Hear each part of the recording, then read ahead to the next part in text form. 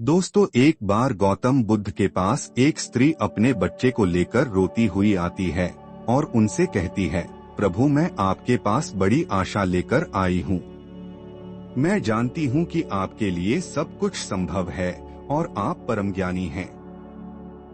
इसीलिए कृपया मेरे मृत बच्चे को जीवित कर दीजिए। मैं आपका यह उपकार कभी नहीं भूलूंगी। उस स्त्री को बुद्ध के पास उन लोगों ने भेजा था जो लोग बुद्ध से ईर्ष्या करते थे।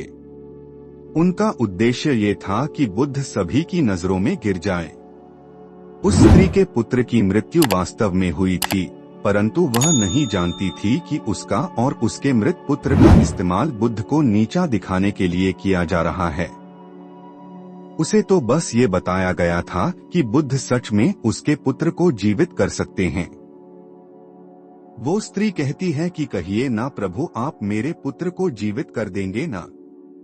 वहां उपस्थित सभी लोग बुद्ध के उत्तर का इंतजार कर रहे होते हैं। बुद्ध कहते हैं, हाँ, मैं तुम्हारे पुत्र को जीवित कर सकता हूँ।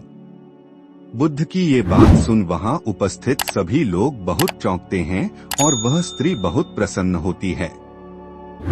फिर बुद्ध कहते हैं कि परंतु तुम्हें एक कार्य करना होगा। वह स्त्री पूछती है, क्या कार्य करना होगा मुझे प्रभु? बुद्ध कहते हैं कि तुम्हें एक मुट्ठी सरसों के दाने लाने होंगे। वो स्त्री कहती है, मैं अभी लेकर आती हूँ प्रभु। बुद्ध कहते हैं, परंतु ध्यान रहे कि दाने ऐसे घर से लाने हैं जिस घर में कभी किसी की भी मृत्यु ना हुई हो।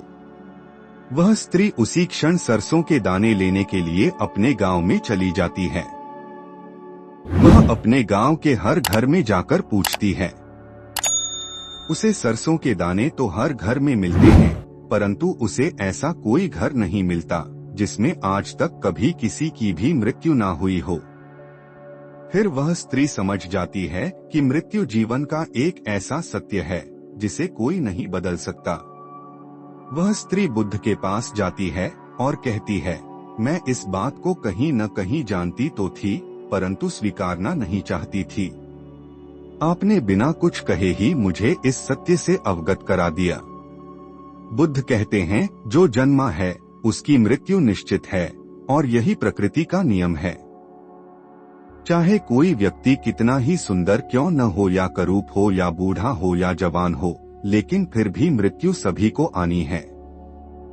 बुद्ध कहते हैं, ये संसार जिसे हम यथार्थ मानते हैं, यह दुख और पीड़ा का क्षणभंगुर खेल है। इसीलिए जो जन्मा है उसकी मृत्यु निश्चित है। दोस्तों, यह कहानी आपको कैसी लगी और इस कहानी से आपको क्या सीखने को मिला, ये हमें नीचे कमेंट बॉक्स में कमेंट करके जरूर बताएं और साथ ही इस कहानी को अपने दोस्तों के साथ अवश्य शेयर कीजिए ताकि गौतम बुद्ध की ये सभी कहानियां अन्य लोगों को भी पढ़ने को मिल सके। दोस्तों, आपको मेरी यह स्टोरी कैसी लगी? आप मेरी चैनल को सब्सक्राइब और शेयर भी कर सकते हो। मैं इसी प्रकार आपके साथ जुड़ा रहूंगा और ऐसी कई सारी इंस्पिरेशन स्टोरी लाता रहूंगा। आपका खूब खूब धन्यवाद।